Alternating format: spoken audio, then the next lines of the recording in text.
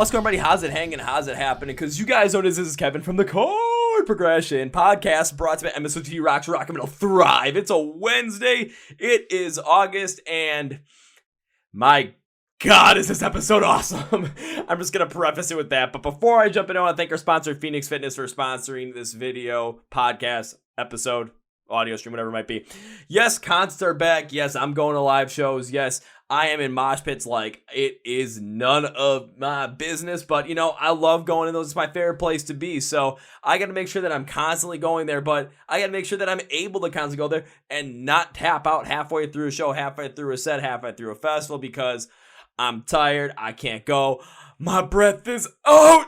My muscles can't deal with it no more. So I got to make sure I hit all my fitness goals. So I'm always in the gym at least like once a day, except for maybe like Sundays, but always, you know, lifting, running, biking, stairmastering, literally anything to make sure that my fitness is at the top of its game. But I do need some help to make sure that the muscles rebuild, I recover right, I prepare right, whatever it might be. That's where Phoenix Fitness comes in because they have many different products, many different supplements to help you achieve your fitness goals, whether it might be different proteins, AM protein for the morning, PM protein for the night, after workout protein, which I use, plant-based protein, creatine, BCAA recovery, pre-workout, both stim and stim-free, multivitamins, anything you might need to hit your fitness goals, Phoenix Fitness has you covered. You can get 15% off using the code MSOTD when you check out their website and check out their products and buy something. The link for the website is in the description of the podcast for you to check out.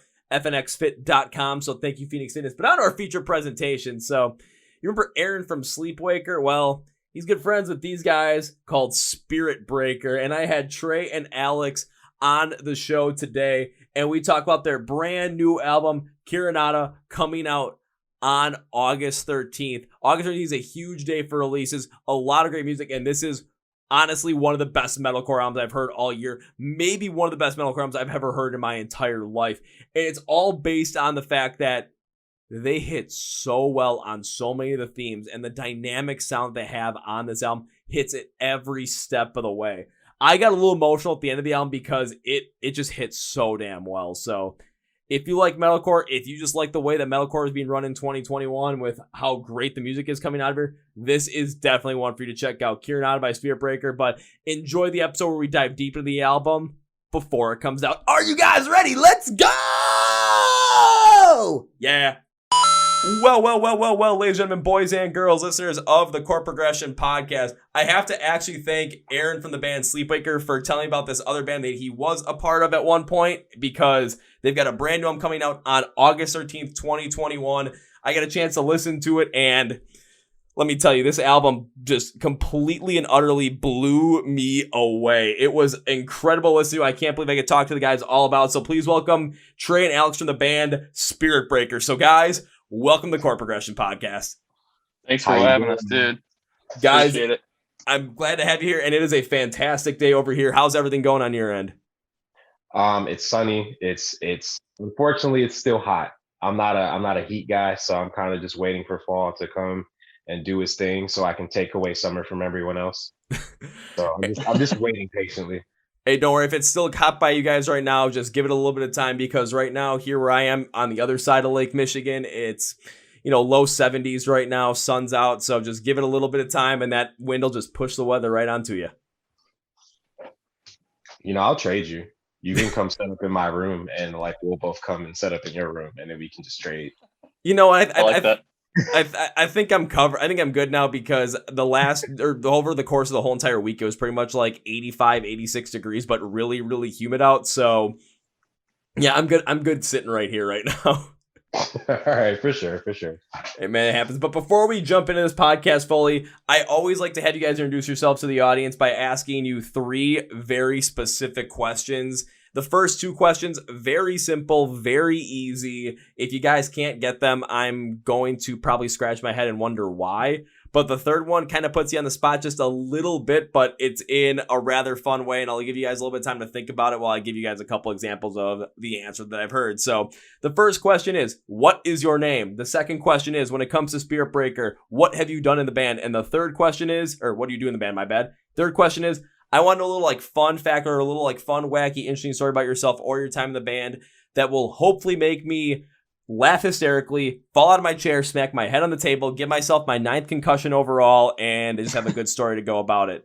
To give you guys a couple examples, some of the crazy stories I've heard are, I've heard bands where they've chloroformed their lead singer, dragged him to a beach in Florida, buried him halfway in the sand, put a bunch of like ketchup around him, literally make it look like when he woke up that he was dragged to the beach and sharks bit off his legs.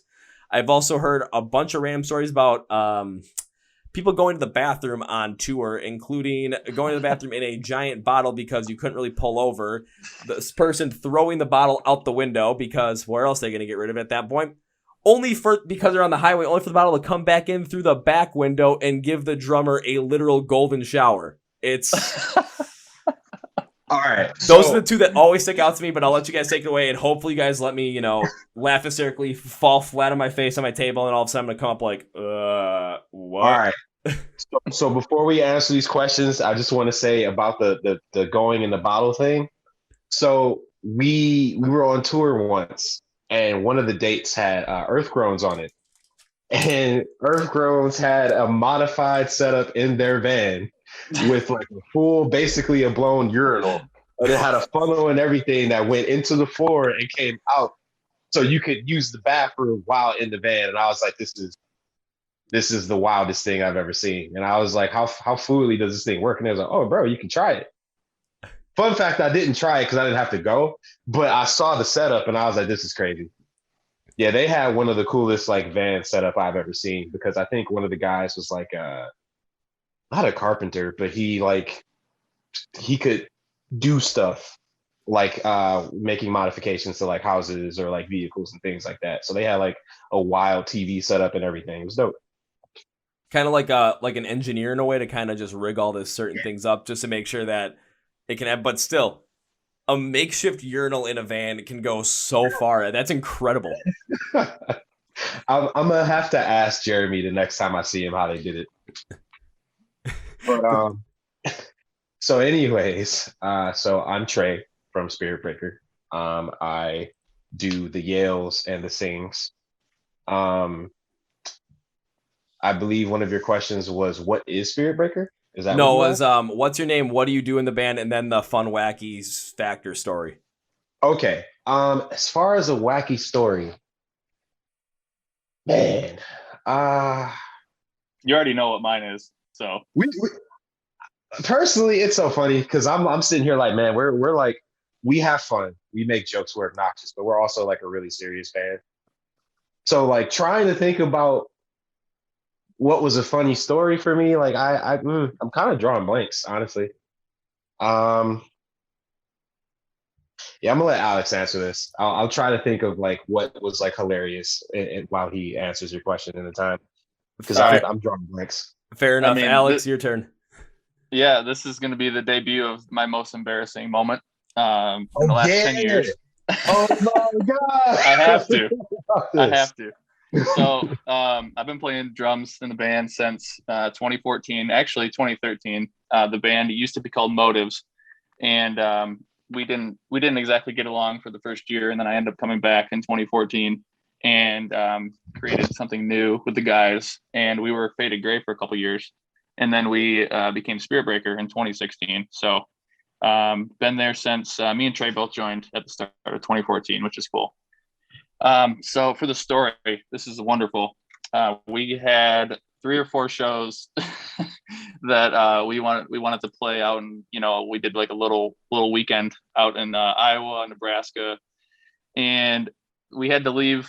We went straight from Michigan to like the other side of Iowa, so it was a good like 7 or 8 hour drive, and we made a stop, and it was like a dual Burger King Popeyes chain. And I think most of us got Popeyes, and that was the first mistake. Well, hold on. Did you get all right? Here's the thing. Like, I feel like maybe you didn't see the sign or notice this, but they had said that like something was wrong with their gas or something, so you couldn't order certain products. And I literally said out loud, I was like, bro, we probably just shouldn't get anything from this Popeyes. So I didn't get anything, but continue. Okay, so I got what was told to me at the time was safe, which was the most basic of chicken, from what I remember. And so we're like making the trek 4 or 5 hours later, and the tire blows on the trailer. And so we end up parked, stranded on the side of the road across the street from this like penitentiary. And so we're like, oh, we're going to call AAA. We call AAA and they'll be like, oh yeah, since you're like in the middle of nowhere, it's going to be about an hour. And so we're sitting there, I'm sitting in the back seat, and I can tell that like I'm not feeling good. And I just kind of ignore it. And about an hour goes by, and this dude comes walking up looking like Colonel Sanders. And he's like, I'm going to fix your car. And so I get out and I'm like, finally, we're going to be able to go. But as I step outside, I felt it. I was like, nope, I'm not going to make it. So I went to the back. I went to the back of the trailer and I'm like praying, like, please, just let me like hold on for a bit. It didn't work. Not anybody's fault, So I was like, all right, my next and last attempt is to run up the, through the median or the off the side of the road and up the hill and just go like on the side of the road. Well, in the little ditch that like goes down before you get to the hill, there was like a swamp area. So my feet got stuck. And when I went down, my legs got stuck and my stomach kind of like, jumped because my feet were on the ground and it kind of just all came out. So, so I'm like inching up the hill climbing while I'm like going to the bathroom in my pants. And then I just kind of turn around about 20 feet up the hill and I take my pants off and I was like, I'm just going to the bathroom and I'm yelling at Johnny, like, bring my bag, dude, whatever. So he runs to the van and he grabs my bag with like all the white shirts that I got just for spares. And I forgot to tell him about the ditch with the swamp. So he jumps in the swamp and his legs get half muddy and he just throws me the bag. So I use all the clothes that I brought to wipe myself off and I left all the clothes on the side of the road. So, and to make matters worse, we had to drive another hour and play a set. I think it was like a 45-minute set with Faded Gray songs. And so that whole time I'm just like in my own, result. So we stayed at a hotel that night and it was really embarrassing, but we bonded. I think we bonded that day. Oh God, that is great. But Alex, I do have to ask you one question before I go into this. Ask away. Was Aaron a part of the band at this time? Oh yeah. Oh yeah. Because he told me this story. That's awesome.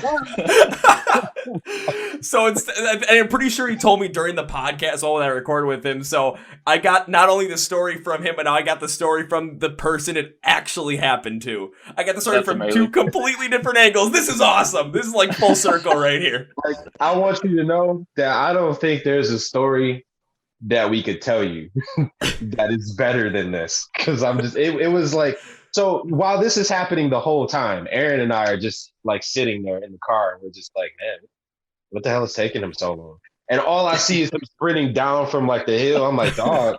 And then I ask him, I'm like, what's going on, bro?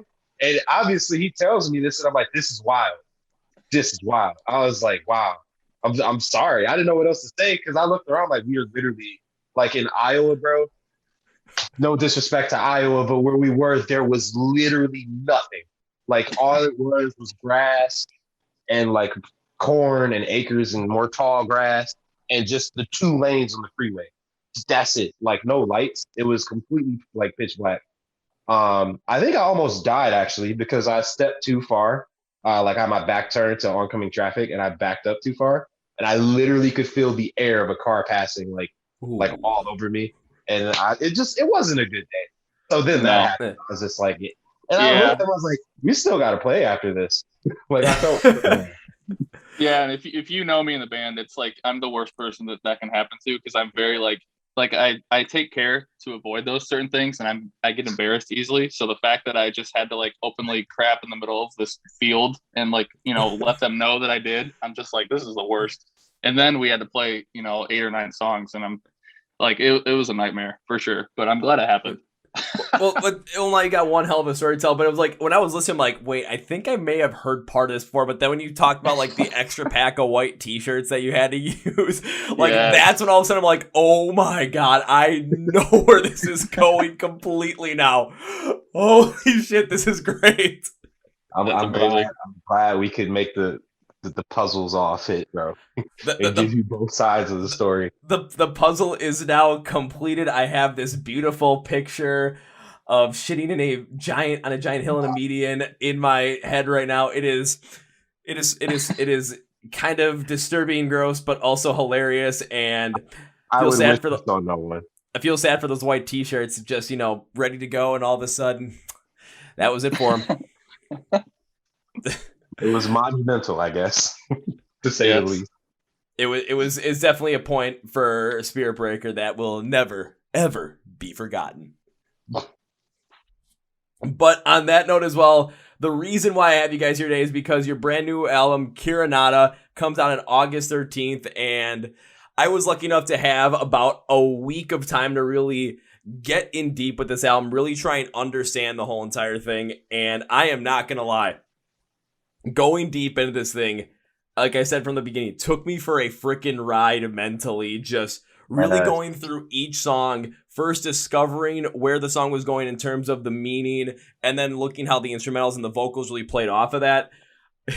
Honestly, by the time I got to by the time I got to the end of it, I kind of got a little bit emotional because of just how well done it was, going from point A to point B, 1 through 11 on this album, to really take full feel of the meaning. And honestly, it felt like a full entire story from 1 to 11 that I have gone through in my life before. So I got completely lost emotionally in this. It was something that I haven't had really happen like that in a long time with an album. Wow. Man, that's I couldn't be happier with a statement like that or a response like that. Truly, that means a lot to me. One thing you'll find out in this interview, but I'm like a really emotional person, and I try to be like forward about my feelings and things like that. This record for me was weird because we try to, as a band, I feel like we try to be like a super, I'll even go so far as to say an overly positive band, because life's hard, man. And I feel like when you're going to a concert and you're watching bands like August Burns Red, or even like bands like Straight from the Path, you get that very like strong like hold, I guess, of like passion, but it's all like positive stuff being spat out too. And I feel like it's so easy to connect with that. Not saying that it's not easy to connect with hate, but I feel like positivity and getting over something rather than feeding into the negativity is a lot better and more important. So instead of just doing what I would usually do, I wrote about things that affected me like mentally and emotionally, and certain situations that we all experience. I wrote about what my experiences were during those times, and what I tried to do is my best to get over it or to even carry it. Because sometimes there are things that just take a while for you to like get by, and sometimes you just got to carry that weight for a while until you can finally figure out how to do that. You can find all of that lyrically in Hello Drifter, Pure Fury and Wonder, especially Hollow Presence. Like that song's kind of weird because if you look into the lyrics closely enough, you'll see there are a lot of references to like Lucifer and things like that. But I'm really talking about myself, because it was starting to get to a point to where I didn't look at myself as who I thought I was or who I wanted to be anymore. And so you kind of split yourself into two, and everything that was the darkest side of me,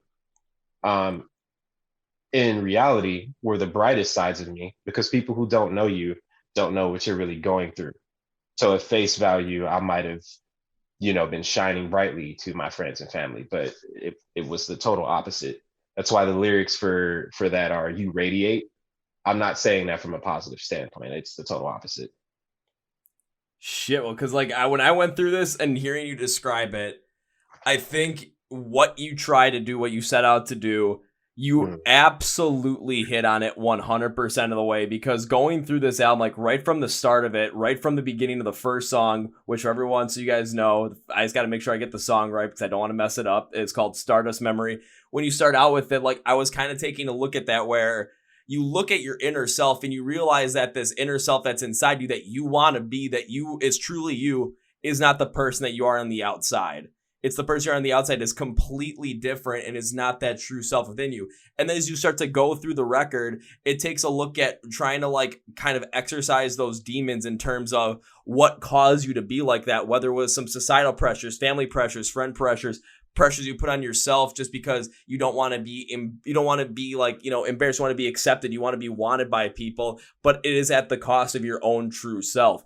And then as the record kind of comes a little bit more towards the second half of it, I got to bring up Hollow Presence as well, because when I took a look at that one, I'm like thinking, this is the time where we take a look and take the responsibility for the state that our mindset is in. We have to take responsibility for ourselves, because at this point, it is on us to really bring out that inner self and kind of bring out this like fake self, this old self that is being present right now. We have to find a way to remove that so that we can be our true selves on the outside.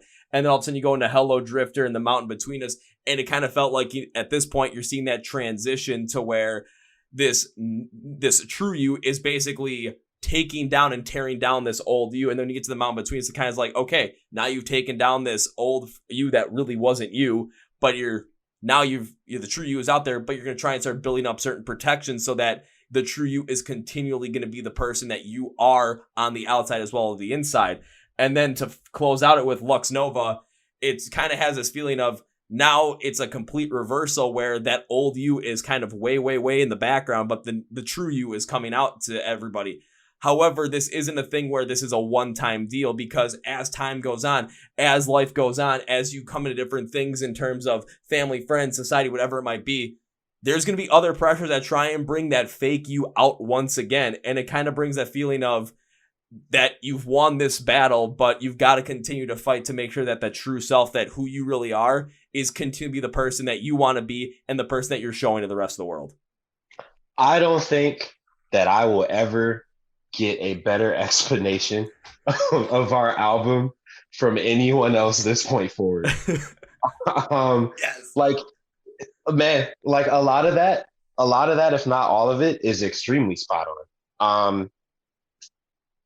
I don't even know if I could have explained it that well, to be honest, because you were able to say everything the album is about without all of the little dark crumbs that are in between it, all the little stuff that I have to explain that are super personal. You got the main idea of everything, which is what I want. Like, because we're actually going to record a track by track soon, where I am the best way I can, am going to, with not most of the band, if not all of the band, I will have segments where I talk about the personal stuff that people don't know about, which each individual song is about. In a way, not every song has some super dark, in-depth meaning behind it. A lot of stuff was just feeling and emotion. Songs that are super personal on the record would be Pure Fury, Hello Drifter, Hollow Presence.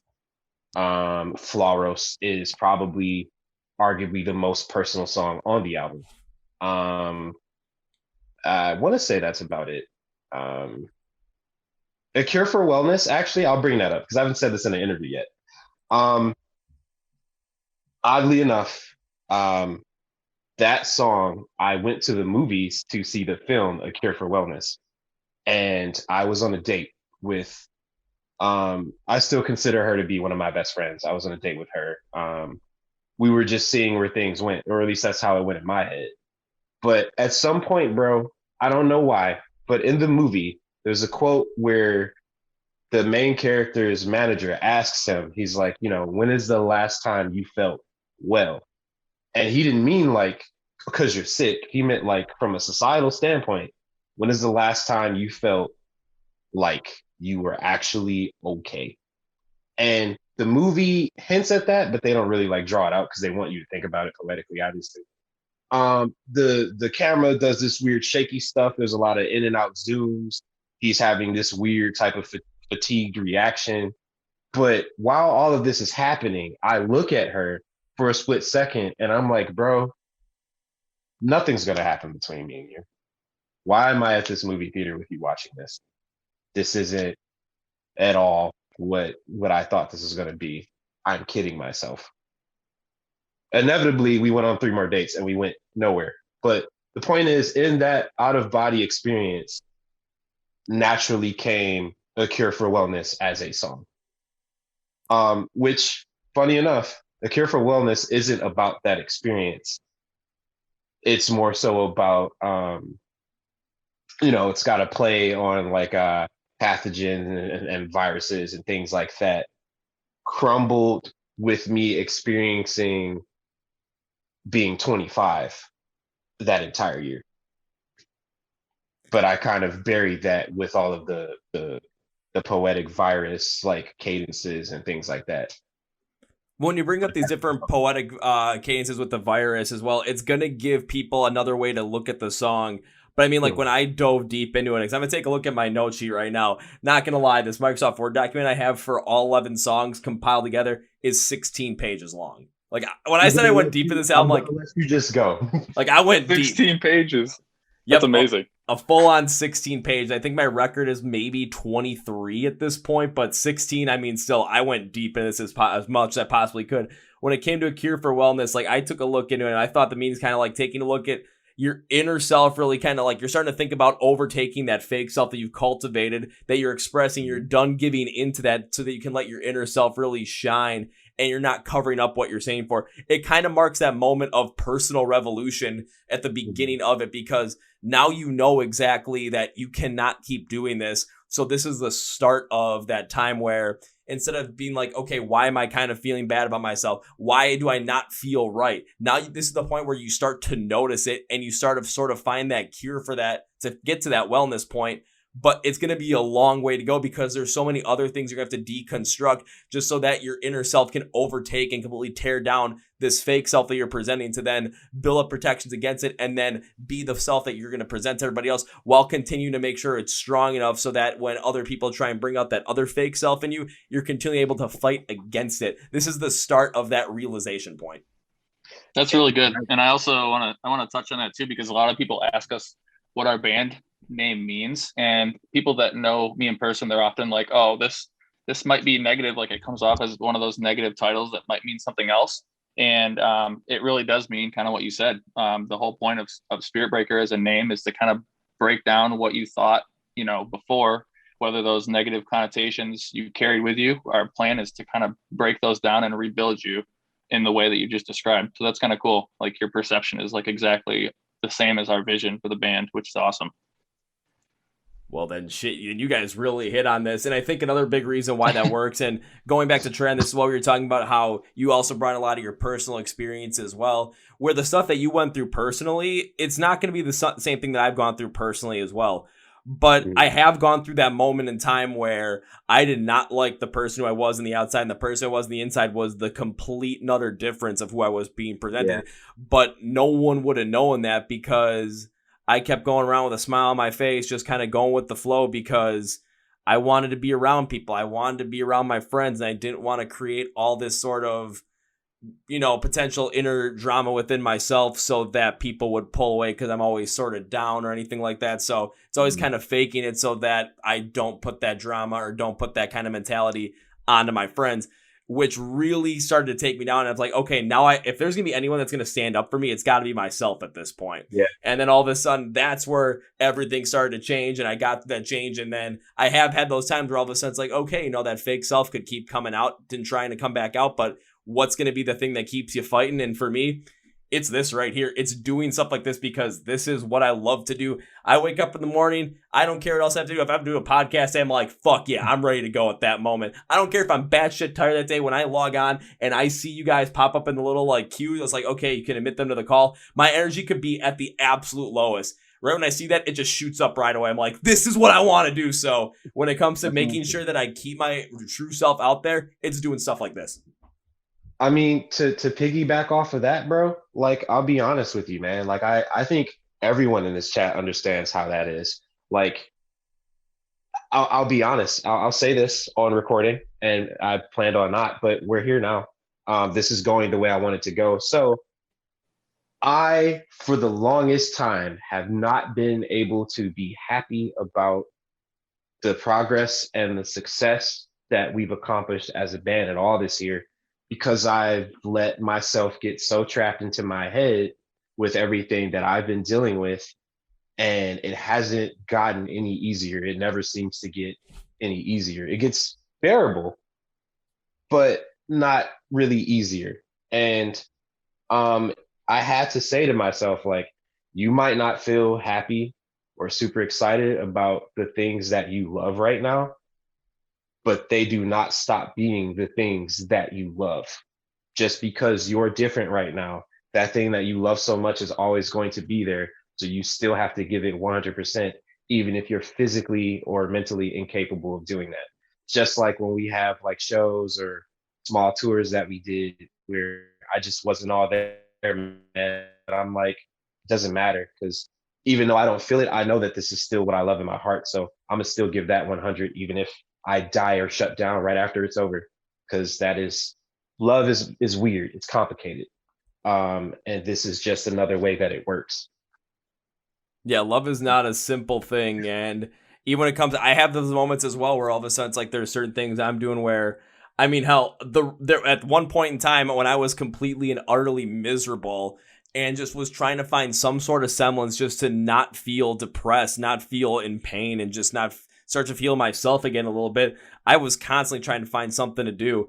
And the thing I did to take that back was, at this point, I wasn't even listening to my favorite band anymore. And I said, all right, they're playing a live show in Janesville, Wisconsin. It's going to be like $50 just to go. Fuck it, I'm in. Let's just see what happens. You have to go by myself? Yeah, you know what? It's going to be worth it because then I'll know what's going on. When that show started, from the first note, any kind of like notion I had like of what was going on in my life was completely out the window. For this like hour and 15 minutes, all that mattered was that I was super duper happy in the crowd, seeing Rise Against going absolute batshit crazy. And by the end of the show, I'm like, it's still going to be tough to go through. Like, it's still going to be tough for the next, I don't know how long.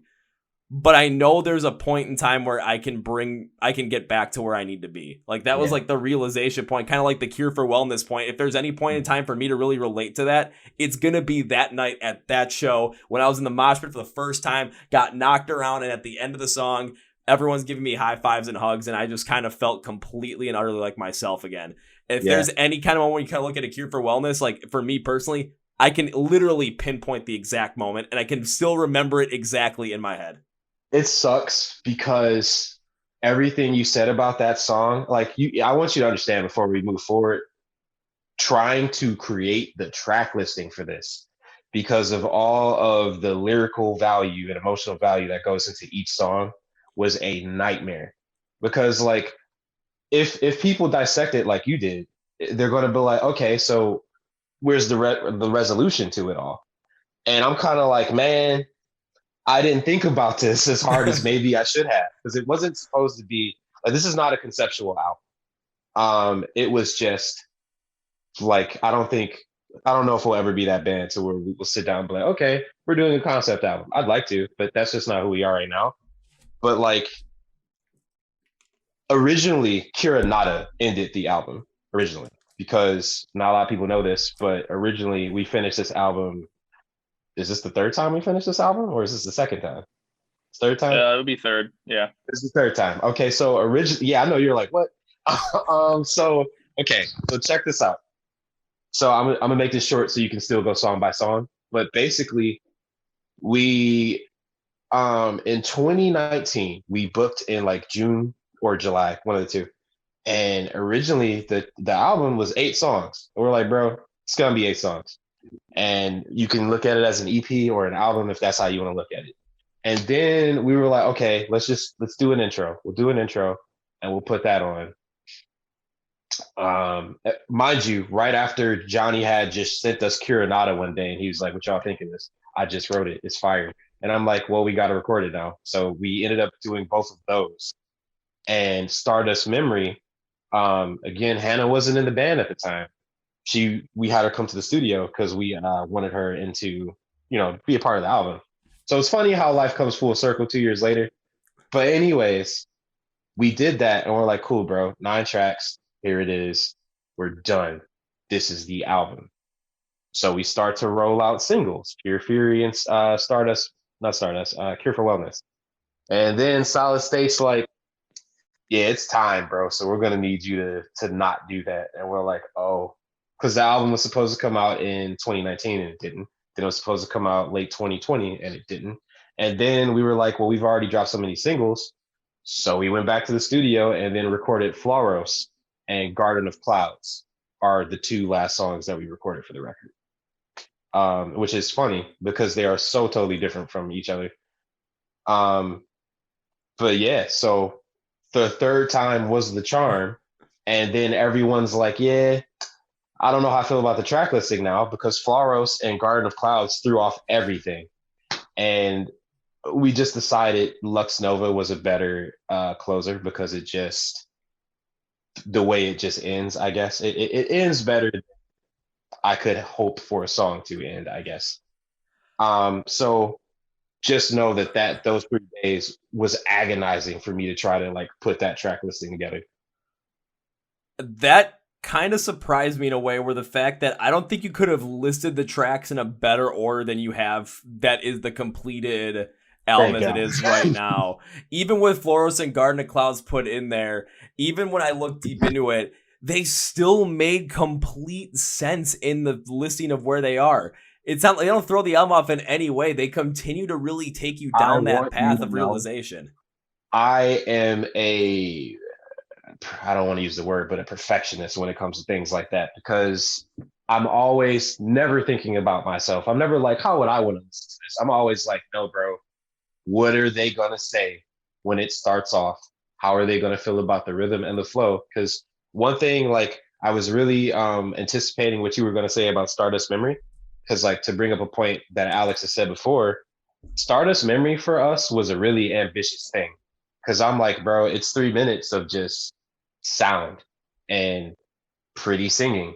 I don't know if people are going to be like, oh, this is sick, or man, I've been going through this for 3 minutes. When is the heavy stuff going to kick in? Like, you know, and it's like, not to bash those fans, but I didn't do it for them. I did it for people who are like you, who are just going to be like, because the whole point is I want people to start the record and be like, man, the hell are they doing? Like, what is this? And that, I feel like that is the response that we're going to get. Oh, absolutely. Because when Stardust, what was it? I was gonna make sure when Stardust Memory starts, like, because it does have like that like soft. It doesn't go as heavy or as hard nearly as anything else does on the record. I was not anticipating you guys starting out the record this way. Take a look at the singles before, and as well, I'm like, this is really different. But I love to see the way that it was done because, again, the build wasn't overly like. It just wasn't like super duper heavy, hard, right in your face and just like grand. It was a slower build up to that grand point. And the use of the vocals, both with that female vocal as well to kind of add that softness to it, and then your vocals coming in as well, it makes you feel like your inner self is done being trapped inside and you're finally ready to just show up and be broken free. It puts you to that headspace right away from it. So I can understand where people might be like, oh, where's the heavy and hard stuff? No. If you really want to sink in this album, you have to start out with Stardust Memory because you get so deep into that headspace that you need to have that mindset to really take full force this album. If you take this album single by single and like the heavy stuff, don't get me wrong. If that's what you like to do, go and do it and listen to the whole entire thing because there are 10 tracks on here that are going to give you exactly what you want in that realm. But if you start with Stardust Memory, your mindset's going to be in there to really take audit of yourself through the conceptual meaning of this album. Again, it's not a concept album, but honestly, the way I took a look at it, the way I went deep in it, it kind of felt like it could have been with how the story goes from top to bottom.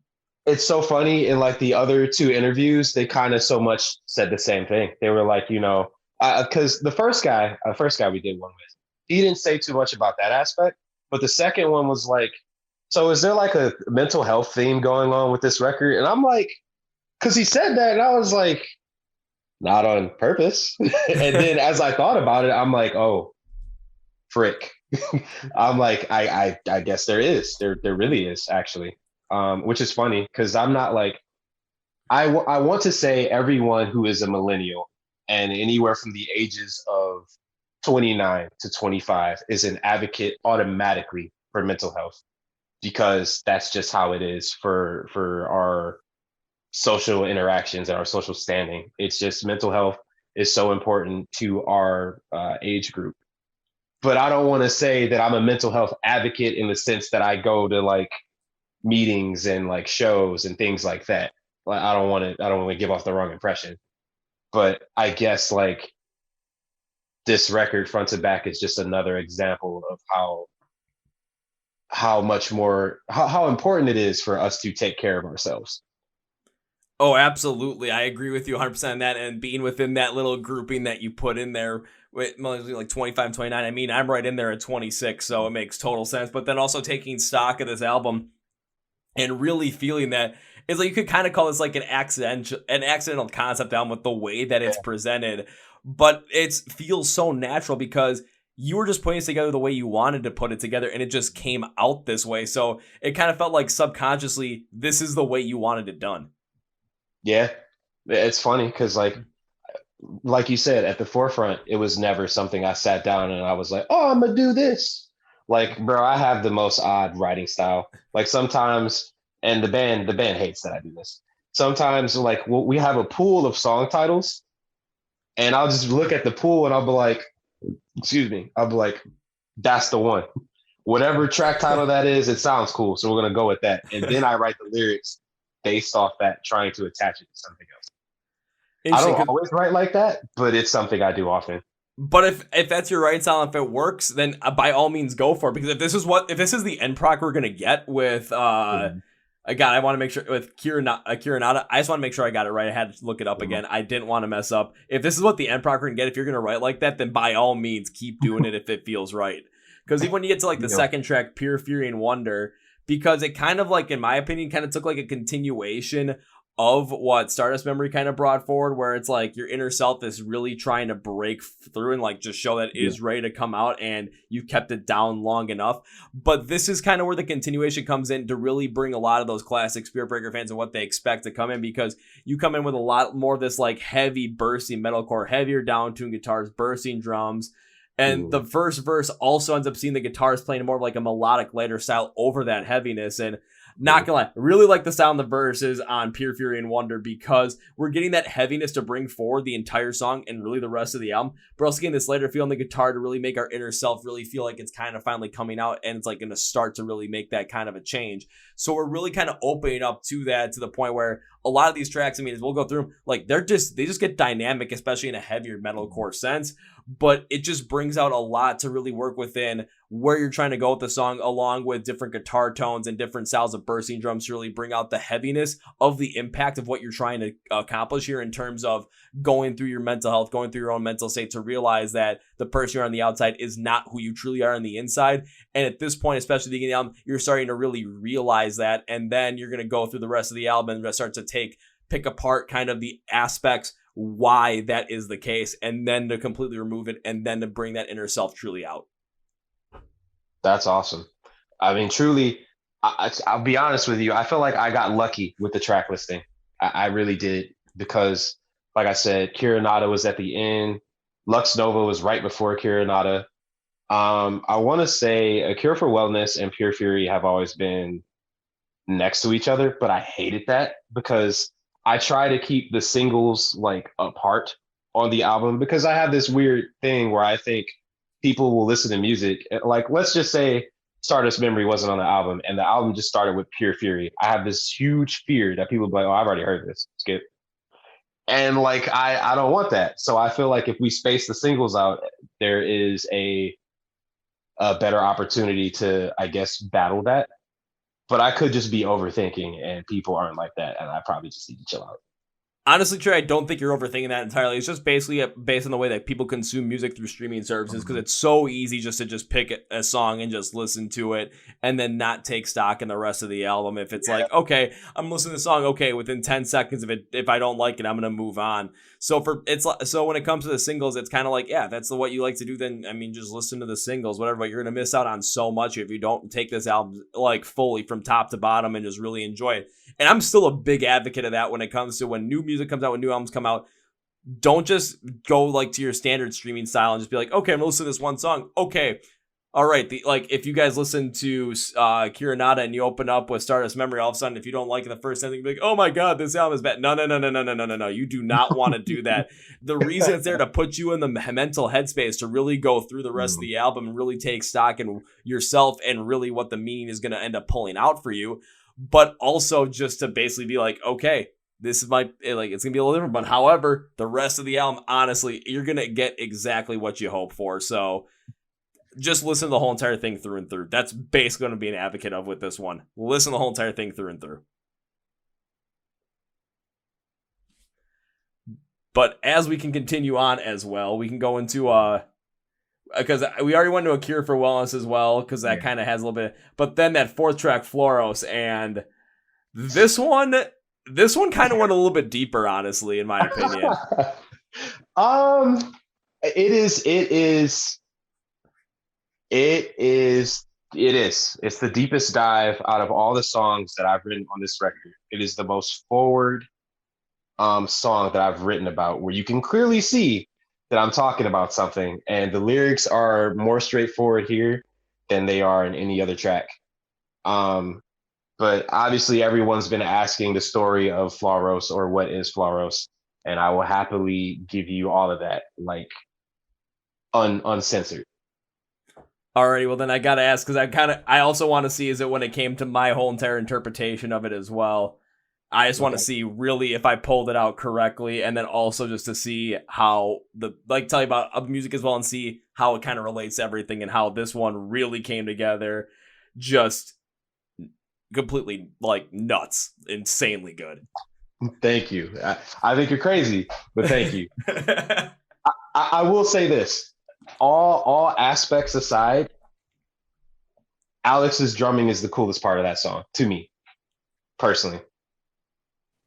Thank you. I appreciate that. Yeah. I have you to thank, because like, when we write songs, we don't just like take one version and then just kind of leave it. But we I feel like these songs have 4, 5, 6, 8 versions. And when we wrote Floros, it was within a few weeks from when, they said we want to do a couple singles. And we were like, all right, we got a couple weeks, let's do it. So granted, we probably had 2 or 3 versions for this one. And I remember during the end, which is also my favorite part, Tre was like, this needs to be blast beats. And I was like, all right. And right when I switched it from whatever I had, I was like, whoa, it just kind of opens up that whole part. And then when I heard what he did vocally, I was like, this kind of really brings out the dynamic of the song. Because it's really cool with our band. We have a bunch of ears that hear different things. So, and we try everything. And then the end result is kind of like a mashup of what everyone thought it would be, which is really cool. Yeah, because those blast beats literally just get this thing started right from the get-go too, and it's just it's nuts. But then there's when it comes down to it too, it sounds like there's a little bit of electronic overlay right from the start of that song as well when it comes to Floros. But when it came out, when I listened to it, it kind of brought in a little bit more of this slightly muted, very electronic but also muted gothic tone of the overall song, kind of like something I could see Motionless in White doing, but it adds to this more darker embedded theme and feeling of this song. And given that when we go through meaning, kind of given there's much more forward meaning on this one, you can really kind of see where it comes forward, it kind of really adds this whole entire deep rooted message, because it gives a little bit more of a darker feel to it, with a little bit more of that kind of sounding gothic overtone. So right from the get-go, I mean, Jesus Christ, I was stuck into the song literally within the first 3 seconds, because of the blast beat drum, because that little bit of a gothic overlay, and then also with the heavier unclean vocals with the faster pace right after them. It just again, if people are gonna listen, that's okay, we're just gonna listen to the things that's in, pick a song. If you just want to take a real stock in the heaviness, Floros, honestly, first 2-3 seconds, you're gonna be just what am I listening to? I can't turn this off. I gotta finish this whole entire thing and then go back again and again. It's so crazy, because the fans and people who do reaction pages, I'll plug them. We did one with Rachel, or maybe it's Rochelle. Forgive me. Rachel Reacts. Yeah, Rochelle. Okay, so Rochelle Reacts did one. And Chandler Burton was a good one. Yeah, him too. He's awesome. They both are really cool people. So blessed that we have people who are awesome to talk to, who's done live reactions. But they pretty much have the same kind of reaction of you hear the first 2 chugs and then they're like, oh wait, because I don't think it's not that we're too focused on being pretty and blending heavy parts together all the time. But like when I heard the instrumental, I was like, fine, bro, this is a beater. I'm gonna give the people what they want and just be aggressive over it the whole time. And it had another track name at the time, but I just decided to, it was one of those things where I was like, it's here. You can make this into something deep or darker or just extensive if you want to. So I decided to write Flaros about the Gundam Flaros. I'm a huge Gundam fan. Flaros, the model kit was given to me by a friend that I was best friends with. We grew up together. We were friends for like 20 plus years. Um, Long story short, it didn't work out. He basically just did some things and said some things that I just didn't agree with. And because of who I wanted to grow into moving forward, I just don't think that he would have fit on the path that I was trying to take. So the last thing that he gave to me was the Flaros model kit that I paid him to build for me, because at the time I didn't build them myself. And it was one day where I realized that like when I moved, even though we were moving 3 months from this point, I realized that I never took it out of the box when I moved to my last place.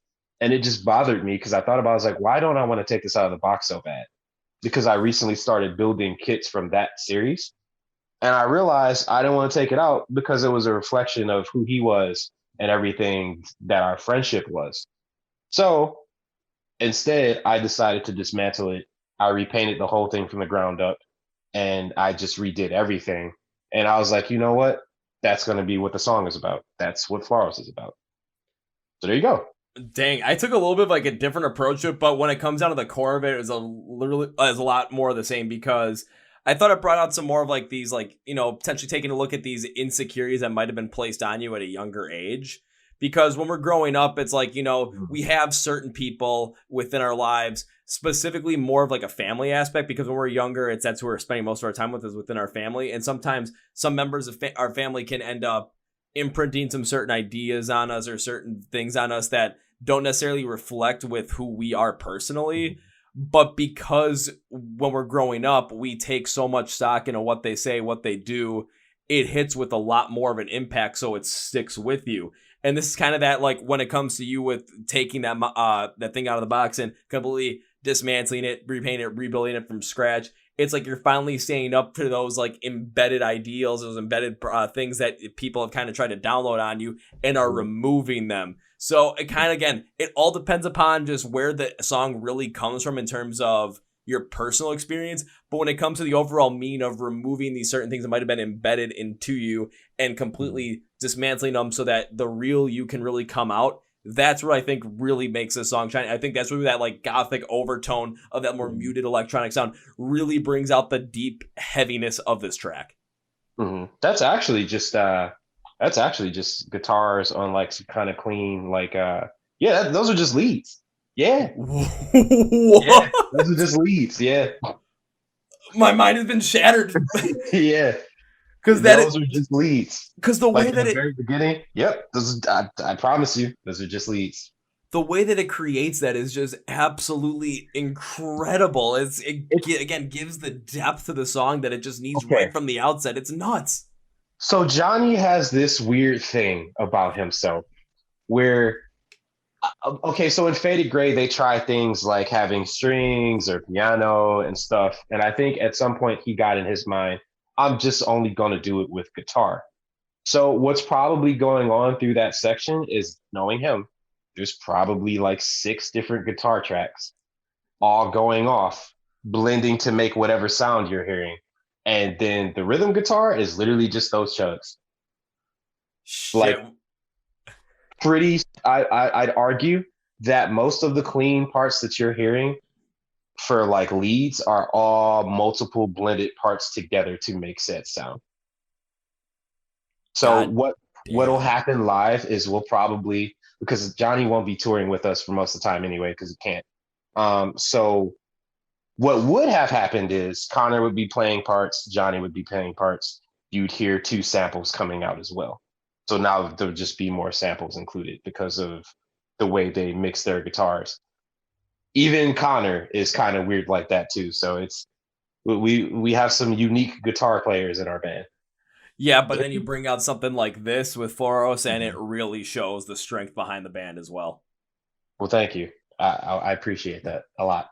All right, because I know we keep going like deep into these songs. And I know if we keep going deep into each and every one, we're gonna run over the time for you guys to get over to your next interview. So yeah, I got 22 minutes with you for at least for me. So we can talk for 22 minutes. Well, we'll give it a little bit, maybe a little bit less to make sure you guys get over to your next one. But the other one, because I think you also said that when it came to Garden of Clouds, that was another one that you added to it. And when it came down to it, because I'll even go into just a little bit, when it came to Cura Nata, the titular track, I kind of looked at you continuing just to kind of like deconstruct these certain things that really pulled out this fake you in a way that is not really the true you. With Cura Nata taking a look at the toll that love can take on your inner self if that love isn't properly helping you foster who you truly are, and along with that other person as well. It kind of makes you like more damaged, let down, and kind of changes you in a way to not really be who you truly are. Then go to Inhabitant, and this kind of takes a look at how, in my opinion, how complacency and simplicity let you slip into something that you're not, and how it can really destroy you mentally, because if you kind of take the easy way out on everything, then you're not going to be fighting for who you truly are, and it's just going to just kind of fall to the wayside. But now going into Garden of Clouds, this one was a little, again, it's all dependent upon the intro with how this one works, because when I took a look at it, I kind of relate to more of like constantly daydreaming. To where you're constantly thinking of this daydreaming state where when you daydream, you are the person that you really are inside. You're the person you really want to be. And how a lot of times we can try and live in that because that's where we feel comfort. That's where we want to be. But the problem with that is not reality. So this is kind of just helping us kind of take a take a step back, and we can realize that we can also understand this through kind of more like of a blissful action, kind of like taking a more realization of this by realizing that we can bring out this daydream self that we have of ourselves and make it the reality of who we really are. And starting out with the intro with this deeper building, well, again, it sounded like electronic sound, but it might be Johnny really creating a lot more layering on his guitars. It really makes you feel like a heavier type of storm is coming. It kind of puts you in this dream state kind of reality that it doesn't really provide much comfort. Like the dreaming that you're doing is going to set you back in a way. Similar if you're constantly in that dream state, in that daydream state where you're constantly not present, the real you is never going to be the person you are presently. Yeah, it sucks because I'll be honest, I never even thought of Garden of Clouds from that perspective. It truly, and it sucks because did I go in writing this saying what you just said? No, but I think I did subconsciously now that I hear someone else say it out loud. When we sat down with Garden of Clouds, I literally said to myself, I was like, bro, I just want to be happy. I was like, I just want us to make a song. Not saying that songs don't make me happy that we play, but most of the songs that we play come from something dark or something that I need to get out of me. And this is me trying to cope with it. And I think that's for all the band. But I was like, man, it would be cool to play something that would just put a smile across my face other than Starfall. So when I went into this, I was like, man, I'm going to attempt for the first time ever to talk about a lot of things that make me happy while still battling myself during that, because I didn't want that, but it's who I am. So it just happened anyway. Like, I feel like for the most part of the song, it's really, really happy. And then I don't think it gets sad or negative, but it gets serious with the lyrics after a certain point, because there's still so much that needs to be said, even when you're trying to figure out your own happiness. And I realize that now, and I realize that while writing the song and recording it. Oh, absolutely. There's a lot of things you have to realize, and it does have a lot more positivity, because when you're constantly, for me, when you're constantly in that daydream kind of a state, you're not going to really think about, negative. You're going to be like a movie in your head, and you're always the protagonist, and you're always going to be the one that comes out on top. You're always going to be the one that wins. You're always going to be the one that gets the girl, everything about it. You're always going to be James Bond in your own head. But it kind of also, like, I love the fact that when it goes so heavy and it kind of puts you in that state where this isn't necessarily fully right, because this is all just stuck in your head. And the reality of the situation is who you want to be in here and who you are out here are not syncing up. They're not matching up.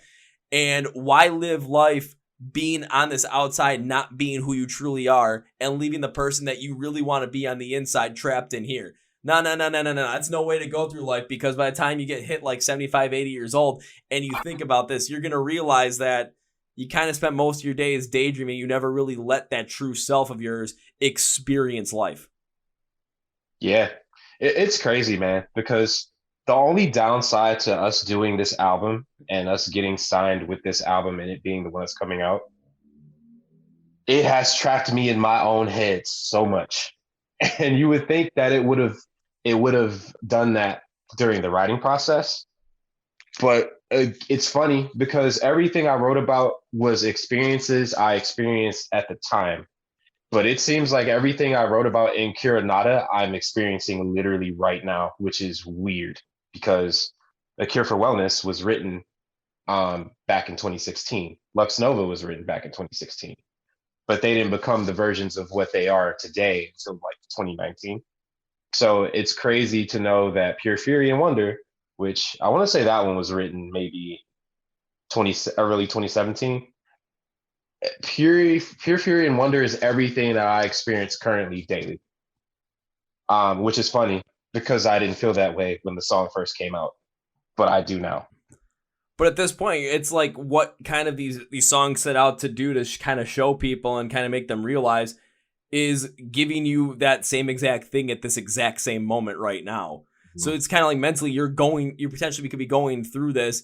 And the incredible part about it is for you specifically, Tre, when you're thinking about, some of these things was trying to like let this like real true inner self of you really just out and just be the person that you want to be and let this kind of like potential, like, ideal manifest itself that a lot of other people had their hands in creating that you really just weren't fully in on, that is on the outside kind of breaking that away. You're also hearing your voice say at the exact same time as well. So it's like if you're listening to these and you're experiencing these, it's kind of like your voice is your true inner voice trying to be like, hey, I'm here. Bring me the fuck out, man. Yeah. It's crazy, man. Music is just such a trip sometimes. Oh, it absolutely is. And then even continuing through this, because then we already talked about Hollow Presence as well, but then you end up going to Hello Drifter and to The Mountain Between Us. And the reason I want to put kind of couple those songs together specifically is because of how they, in my opinion, how they sort of interact with each other in a way. To be fair, The Mountain Between Us is Hello Drifter Part 2. Holy shit, that I was totally right on this one. Woo! Yeah. If you caught the lyrics, I don't know if anyone else is going to catch it. There's literally right before the final chorus, I say the lyrics, hello, Drifter, goodbye, so long. It's literally like, it's my way of putting everything that happened with Hello Drifter behind me or saying goodbye to it. But it's weird because Hollow Presence, if I could put Hollow Presence in between the two of them, I would have. But I'm like, man, it's part 2, and I want everyone to realize that it's part 2.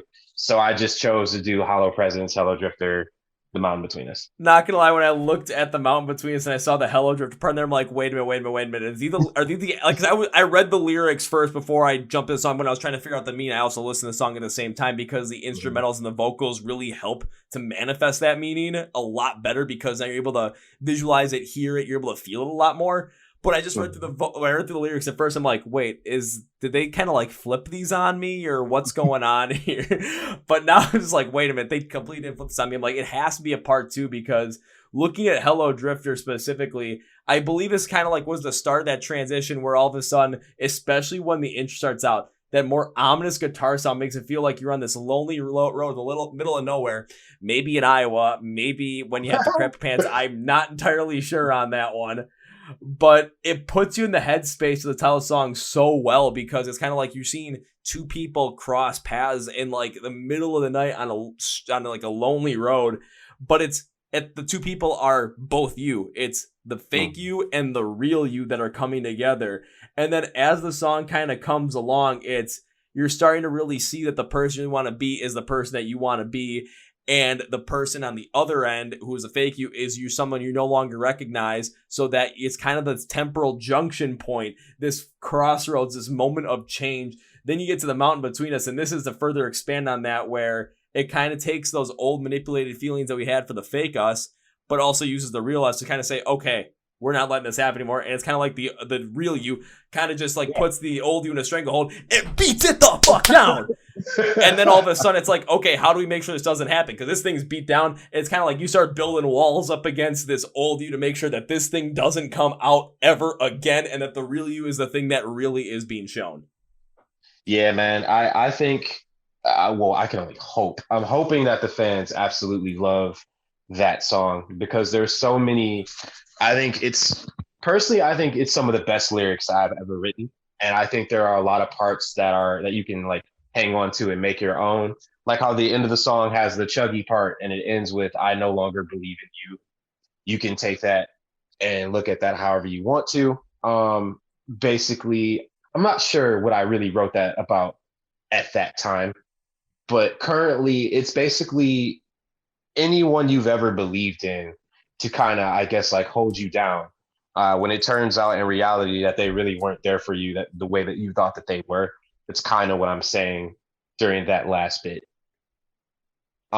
Truly, the mountain between us is about letting go of all that weight and all that negativity, even at your worst, and still being able to realize that, damn, man, I really just got to let this go. And what will be when I do. And then the thing that will be when you do is it's going to be the thing that you want to be. It's going to be the person you want to be. And then building it up at the end, kind of with those heavier, chuggier kind of style as well. I mean, to me, it kind of felt like, okay, you're starting to really build up this protection against the problems that you've had beforehand, where other people are going to end up influencing you, maybe family members, maybe friends. Society is going to end up influencing you into doing something that you don't want to be.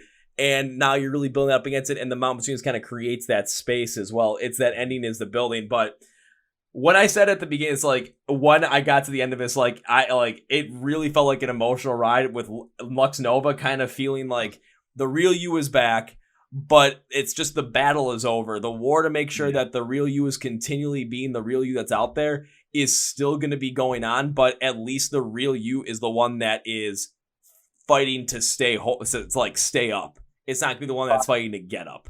By the way, Lux Nova is my favorite track on the entire record.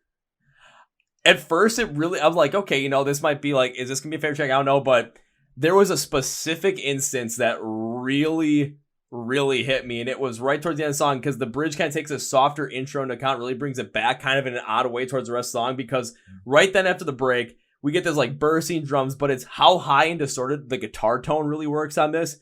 Kind of is the entire tell-all and really the exhaustive reality of everything that we have just gone through on this whole entire album. And the reason is because I got kind of emotional just at this point, because it perfectly kind of ends this current journey that we went on to really make sure that we look within ourselves to really feel like our real selves need to be the people that are be shown on the outside to everybody else, because that's what's going to be the happiness that really comes from our core, while also still showing that the fight overall isn't over. It's like, again, we won the battle. We're still fighting the war, but the journey to really bring the true self out in us is completed. It really felt like that, and I did get a little bit choked up while listening to that part specifically, just through the instrumentals, because it felt like the culmination of this whole entire album was had, and it was had right towards the end of the whole entire thing. So that's when I say you have to listen to this one from top to bottom, because when you get to that moment, it hits with such an incredible impact. You do not want to miss out on that. Man, I really appreciate that. Like, Lux Nova is truly the musical embodiment of, I feel like, everything that I am as a musician and a person. What's so crazy to me, it's one of the only songs on the album that doesn't have like a standard breakdown. It just has a heavy section that we made into a breakdown, and it's one of the things that I love the most about it, because oddly enough, I feel like vocally, my screams are the heaviest on that song. Just everything that's happening in the background is extremely pretty. But I do that so the listener understands that this is like a very serious like thing that they're experiencing. Like it's hard to almost explain sometimes when it comes to this particular song, because the song is actually about a lot. that I unfortunately don't have time to express it all. But just know it's not like anything super deep or like Flaros or Pure Fury or Hello Drifter. I would explain that if it was. But it was more so about finding inner peace, being happy. When touring, you have someone to come home to, whether it be your best friends. A lot of the verses I wrote in the likeness of my ex-girlfriend, because coming home to her from touring, when you leave with all of this like mental instability and you still have to fight through that while still playing shows, even if they're like super garbage or not what you thought they would be, you find solace coming home to all the things that you love, whether that be a person, whether that be you coming back home with better versions of yourself, which sometimes that happened. And that's a blessing to be able to do that. But yeah, that's what Lux Nova is about. It's just beautiful, honestly, man. It just takes so much into it. And because I know you guys got to get to your next interview, I will say this. When it came to me kind of just trying to sum up this album in maybe a couple sentences, paragraph, whatever it might be, I'm going to read exactly what I wrote about Cura Nata. I just wrote, holy fuck, was that a ride to go on. This metalcore album was heavy, but had some pace changes per song at the right time. So he's deliver on the themes of realizing how the person you are might not be truly you and could have been easily manipulated by others. But then it takes that notion, amps up the inner you to take down the old you and to completely bury it. Only for the realization that you have to keep the fight going in order to make sure your true self is the one that's available. The final part of the last song with Lux Nova is so well done to portray that.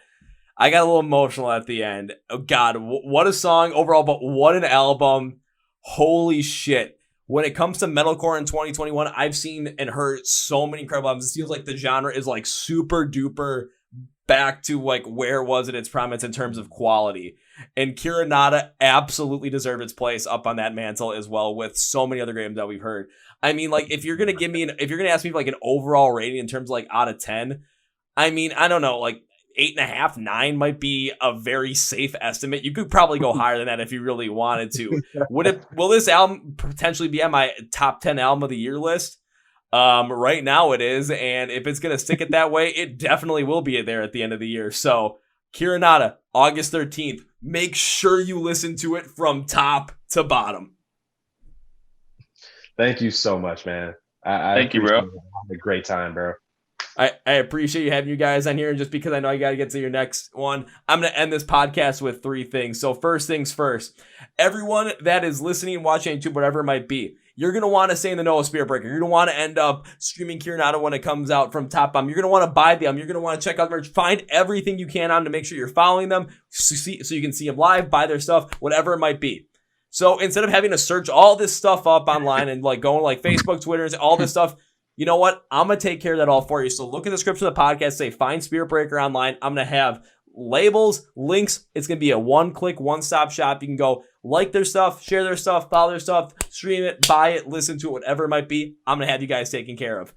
Now, number 2, and Aaron knows about this from his one with Sleepwaker, and it's going to be the exact same thing, guys. So the promise that I'm going to make to you is this.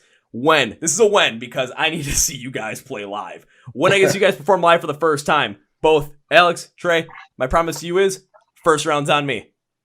Hey, I appreciate that, bro. I'll say, and you can ask Aaron, I pay up. But I do. You can take mine, that's fine. I'm fine. I'll just drink. Get him an apple juice. Apple juice is cool. I can do that. So on that note, guys, you're welcome. And on that note, I cannot end this podcast I'll go consciously by, because I'd love to be able to talk to you again sometime in the future on the podcast. I cannot wait to see you guys perform live, and I cannot wait to see what people say about Cura Nata when it comes out. So on this note, I can't end with goodbye. It's too final. We're going to end with this. See you later. See you later, man. Have a good one. You too, guys. You too. Take care, bro. Talk to you soon. Take care, man. Ooh, well, folks, it's been an interview with Alex and Triff, the band Spirit Breaker. Remember, Cura Nata comes out on August 13th. So you're going to want to take a look at the description of the podcast, whether on YouTube, Apple Podcasts, iHeart Radio, in order to find their socials, like, subscribe, watch YouTube videos, stream their new album when it comes out, Cura Nata, August 13th, and buy some merch, whatever it might be, to support these guys, because if you really want to get this album, you have to listen to it from top to bottom, T2B. And the reason for that is because, I mean, you just heard us go through this whole entire thing with how emotional it really can be when you really are in that headspace to really understand bringing out the real you. So there is a lot here, and you do not want to miss out, because when it comes to metalcore being just on top of its game, these guys just take this and continue to run with it. It is absolutely incredible. I want to thank Alex and Tre for being on the podcast. Remember to follow anything with MSOTD Rocks and the Chord Progression Podcast. Follow the podcast, iHeart Radio for the audio streams, YouTube for the video of the podcast, along with other YouTube videos we have, MSOTD Rocks, Facebook, Twitter, Instagram. Link description below for everything. Thank you to sponsor Phoenix Fitness. So please like, share, subscribe, tell the podcast about it, to people. And that's going to be for me, guys. Thank you very much for listening to the Chord Progression Podcast. My MSOTD Rocks, Rock and Metal Thrive. My name is Kevin, and you guys know how I end every single one of the big, healthy, and hearty. See y'all. Yeah.